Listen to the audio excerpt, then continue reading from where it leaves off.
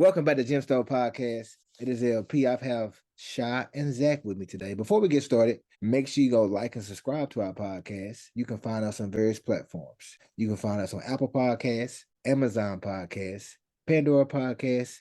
You can also find us on Spotify, Anchor, and YouTube. Now, today we have a guest. We have Mr. Dennis Brennan with us today. He wrote a book and it's titled DC Swamp Strikes Back. And it kind of talks about Trump and their similar battles and victims separated by centuries. So today, as you can kind of tell, we're going to be talking about hidden agendas today when it comes to political narrative. So first, before we get started, how y'all doing, cast members? How y'all doing? How y'all doing, Shy? How y'all doing, Zack? How you doing, Mr. Dennis? How y'all doing? I'm doing fine. I'm doing fine. I'm doing well. Eager for this discussion. So happy Thursday. I'm doing good. Also, man, just glad to be up above ground today. Man, Zack always come in with the greatness. So one thing we talking about, obviously, we have a lot of campaigns going on, specifically in the state of Texas right now, for sure. Probably all around our federal republic, because local governments and state governments are going through their processes right now. They're putting out their messages. They are giving campaigns. We got a lot of campaign runs. I think Jasmine Crockett had a campaign run today in Fort Worth, Texas. She was at Potter House, Fort Worth, where she gave a speech from 10:30 to 11:30, but she talked about her passion and what she's going to provide the state of Texas and what she plans to provide the state of Texas as she runs for her political seat. But with that being said, at times, even on this podcast, we have a lot of conversation about politics. We talked about the Trump administration. We talked about local government, state governments, even the federal government at times. And the one thing we always kind of allude to is hidden political agendas. So today, since we have such an individual who's on as a guest today, Mr. Dennis, we want to talk about hidden agendas. So, Mr. Dennis, the first question I have for you is, what kind of got you into the landscape of speaking about or wanting to talk about politics and trying to educate the American population surrounding politics in just the political governance aspect of our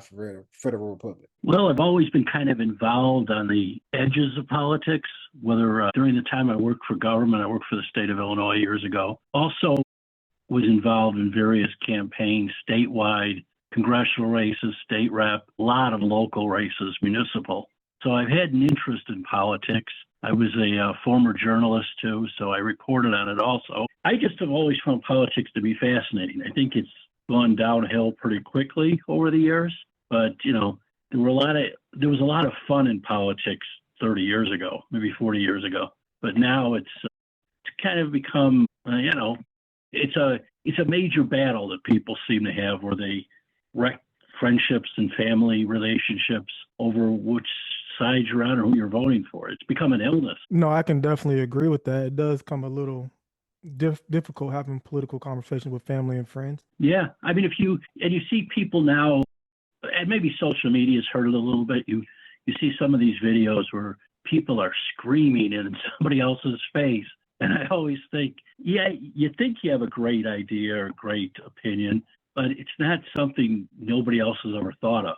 No matter how bright you are, someone else has thought of it. I don't think we want to ruin relationships or even get into, some of these things are criminal acts. They're hitting each other over politics. No, absolutely. So I do want to come in because I wanted to ask you a question, because you kind of stated this question to us when you reached out to us about wanting to join on our podcast and have this conversation. You listened to one of our recent episodes where we talked about the possibility of Trump being able to do a third term. So I kind of want to get your thoughts on what you thought about that. What made you want to come out to talk to us about something like that?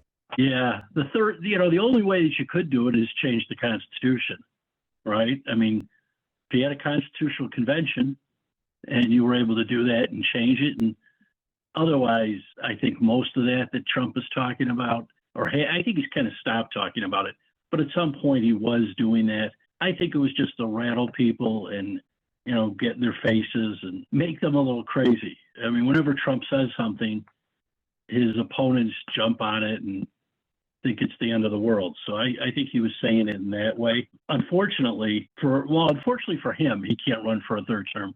But I think for the rest of us, the idea that any president is limited to 2 terms is probably a good idea. Without a doubt, it definitely is, because I don't know if we can handle 3 terms for some presidents. Well, most of them. I mean, I wasn't around, and I assume you guys weren't around when Roosevelt's, was elected 4 times. Just Seems a little going excessive. Yeah.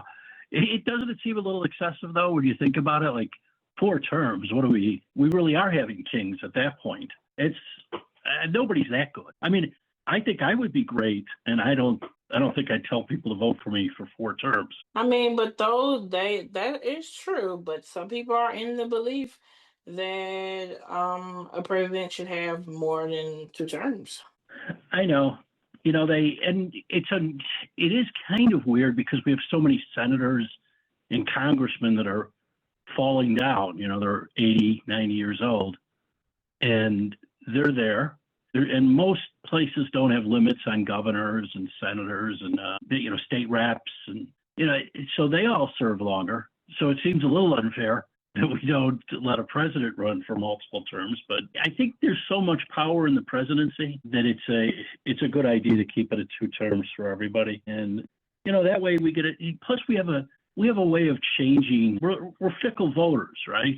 It seems like we go to the right, then we come back to the left, then we go back to the right. It's just a ball that's swinging back and forth all the time. And we, as a society, don't seem to want to go full force one way or the other. Dennis, one thing you said, we talked about on this particular podcast, we talked about the possible of Trump getting that 3rd term.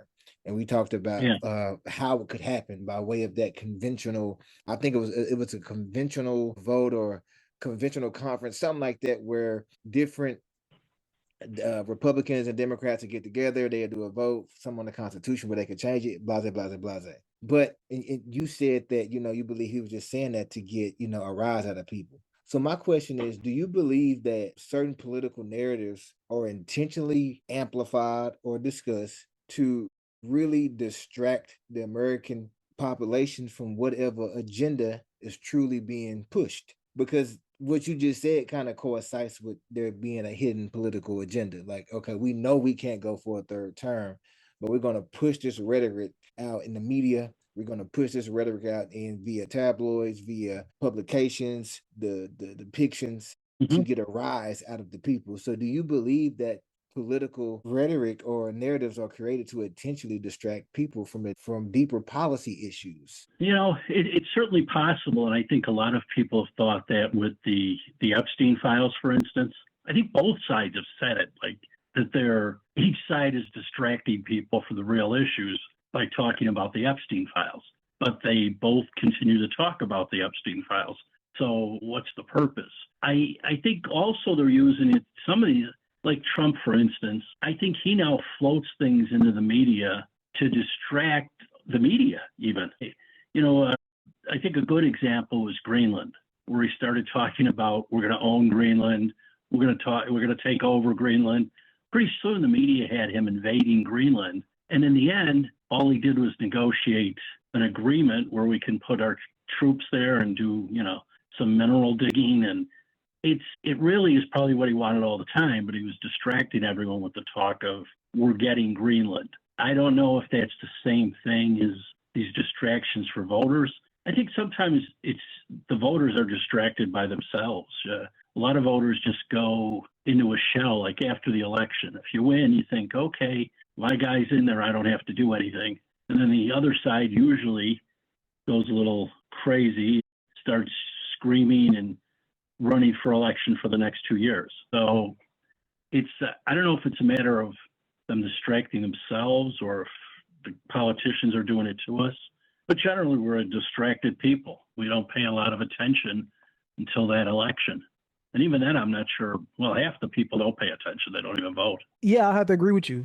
I do believe, like you said, it is a distraction for some things. Some things that he throw out there is just to get people riled up, like you said, and get them off of the target that they're looking to do, like the big bills they pass and stuff that's all hidden underneath the small writings, so people just pass it Yeah. and not knowing what's in it. I think he didn't really want the Epstein files to come out though. I think we ain't really had a chance to talk about it on this podcast yet, but I think Yeah. with some of the files coming out and not all the files, well, I think they dropped the majority of them now, but Hmm. those files coming out is not something they wanted on either side. And with them out there, it puts a lot of people in question of their character and who they are, and that affects them, especially with Sure. these midterms coming up and everything else. Well, yeah, you saw today Prince Andrew was arrested in England, which is kind of shocking, but perhaps maybe those that have paid better attention to the Epstein files would say it's not that shocking. Obviously, they have been paying attention in England because there was the ambassador here who was recalled. They were saying at that point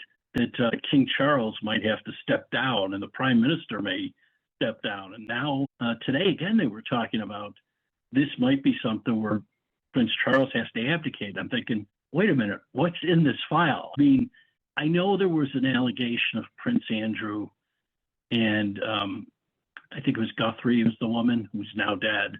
But she had accused him of having some relationship when she was underage, I believe.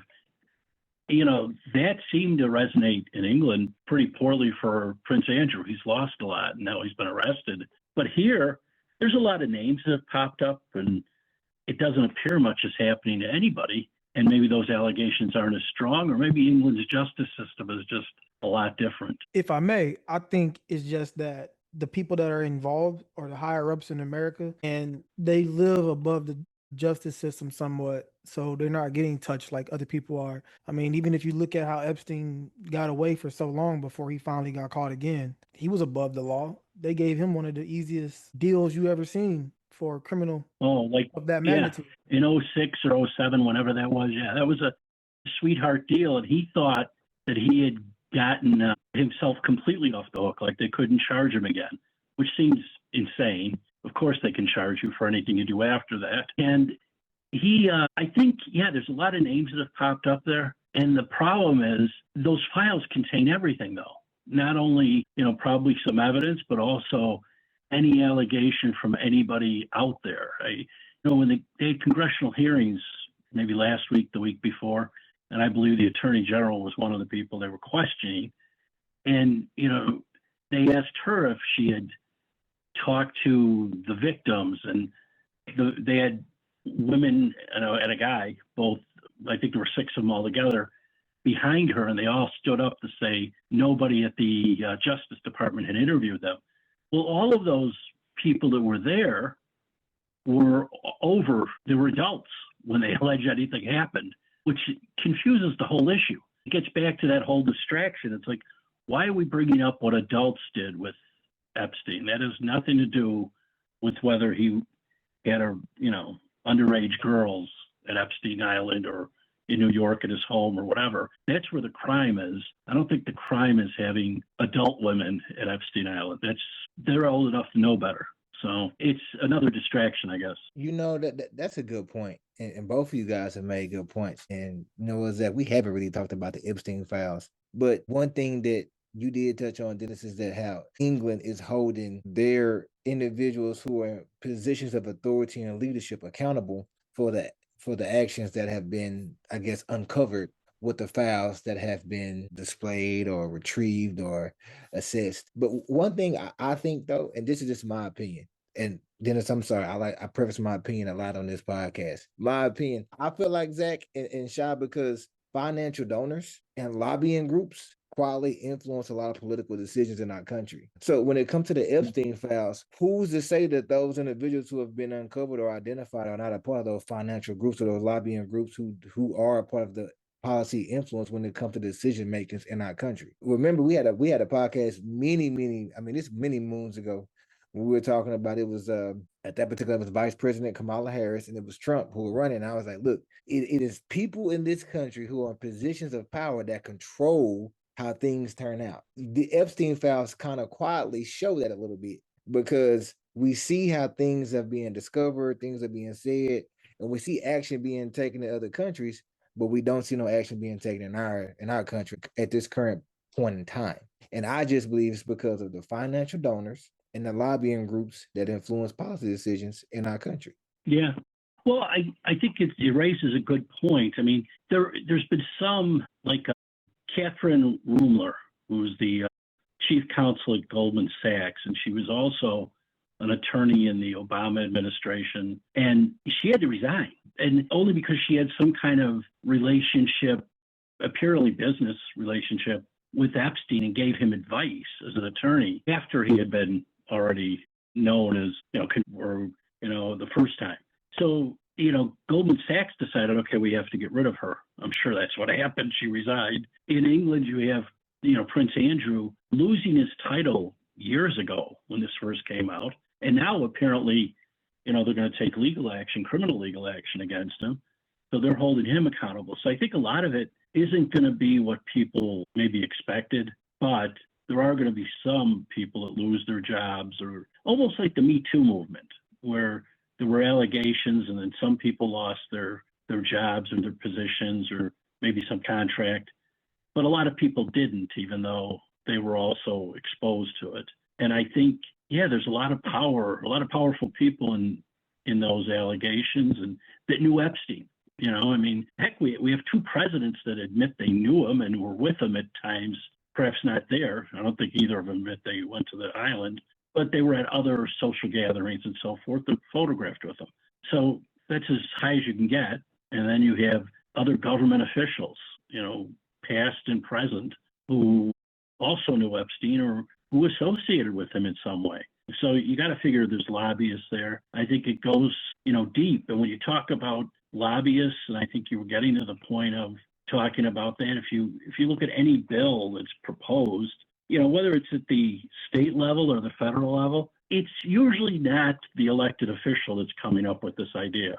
Someone's giving him the bill saying, here, we want to pass this, whether it's Big Pharma or whoever. Someone is out there with, here's the language we'd like to see passed. And a lot of times that's how things get done.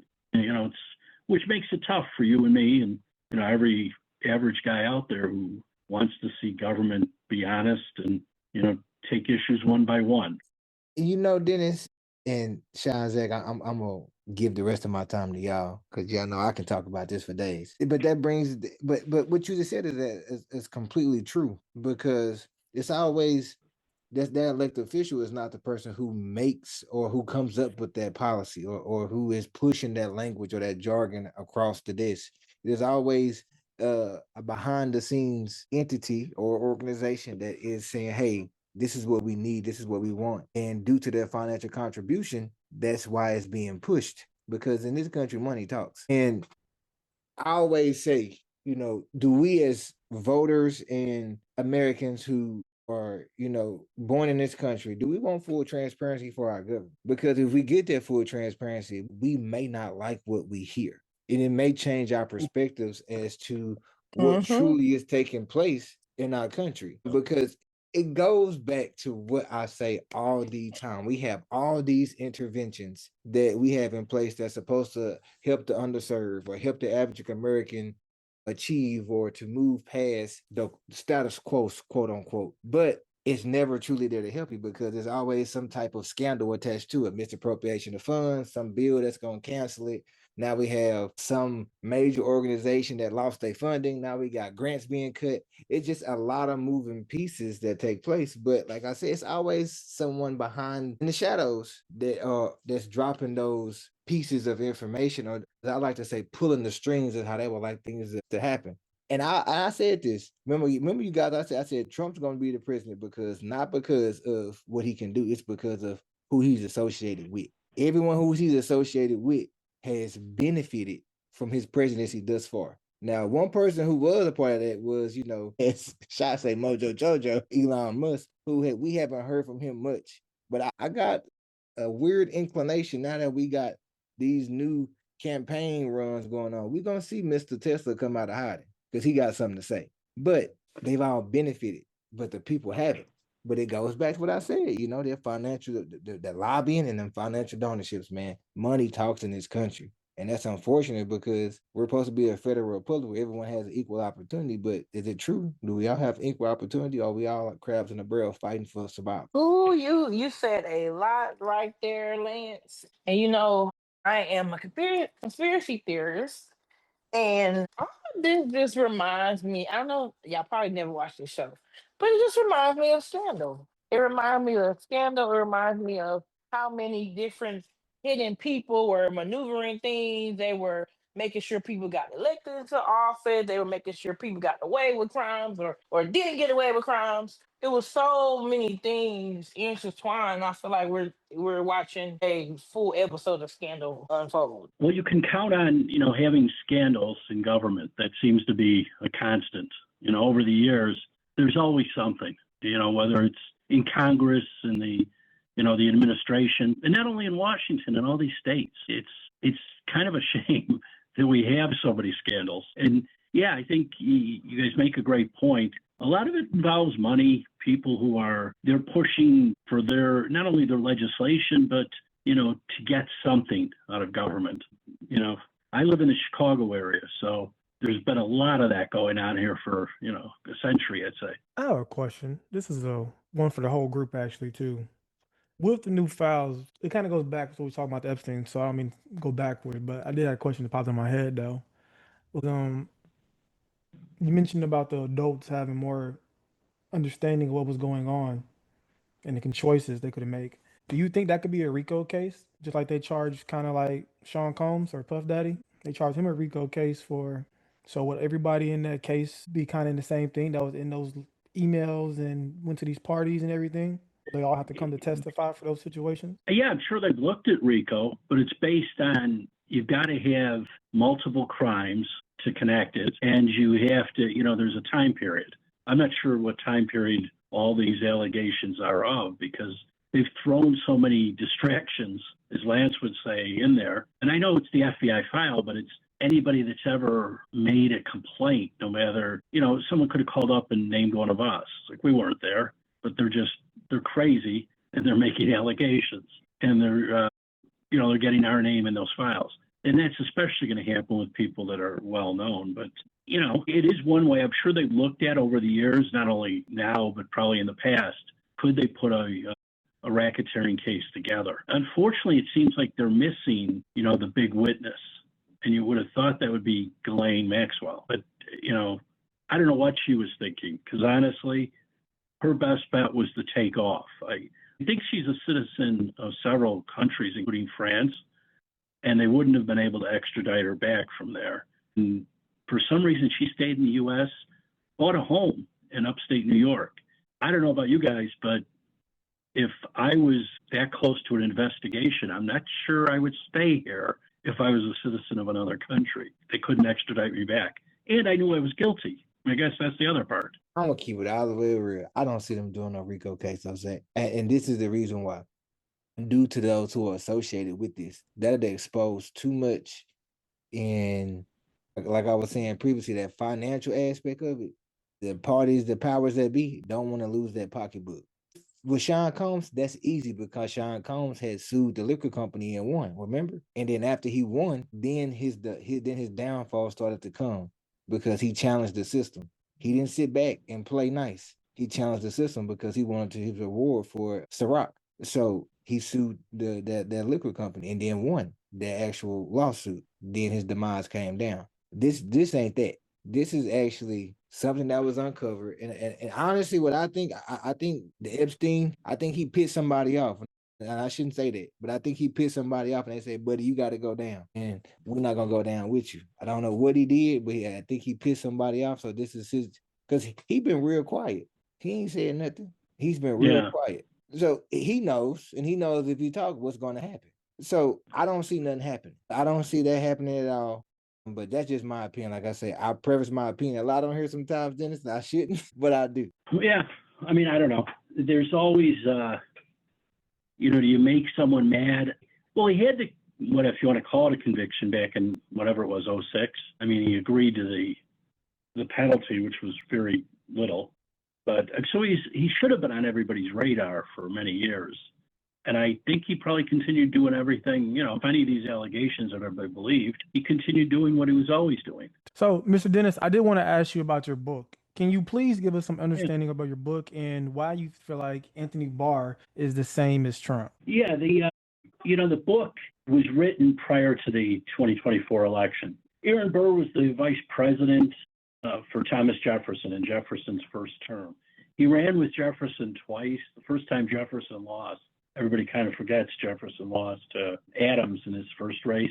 But then Burr, he's also out of New York like Trump. He wasn't really big into politics. He was kind of plucked out of obscurity, although he held office. And he just impressed people with his tenacious outlook. And I credit him with actually getting Jefferson elected when they ran together the second time. He did all the work in New York to turn the state for Jefferson, but he had a lot of trouble, a lot of controversy, much like Trump. His trouble actually may have been worse. He was charged with treason twice. There were allegations he was trying to start his own country. So there's some allegations that perhaps he had a giant ego, but he was, to the day he died, he denied all those allegations.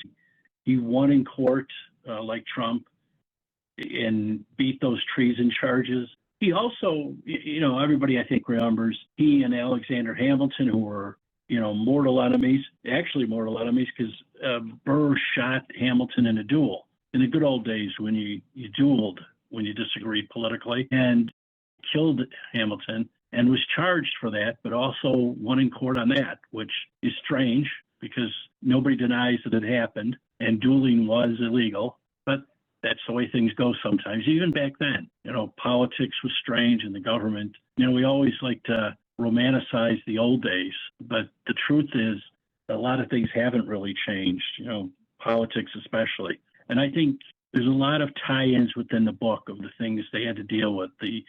Both Burr and Trump had to deal with, the press who was out after them, against them in many ways. For Burr, he didn't have the quick responses Trump has because Trump has social media now. So there are some differences between the guys and how they handled their cases.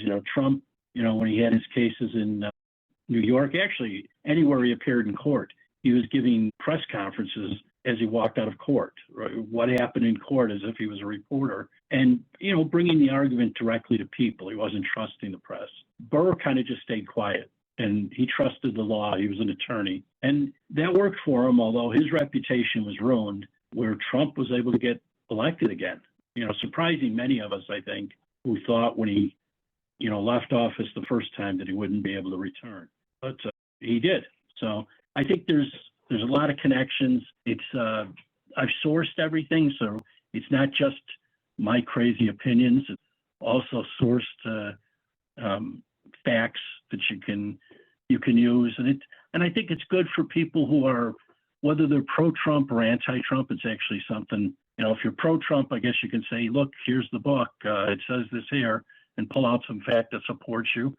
If you're really just anti-Trump, but you don't know why, this will remind you maybe on why you don't like him, and it gives you another talking point when people are talking about the play Hamilton and telling you what a bad guy Burr is. And I should say the book's available at Barnes and Noble. It's on sale also at Amazon online and pretty much wherever books are sold. I think that's an interesting comparison.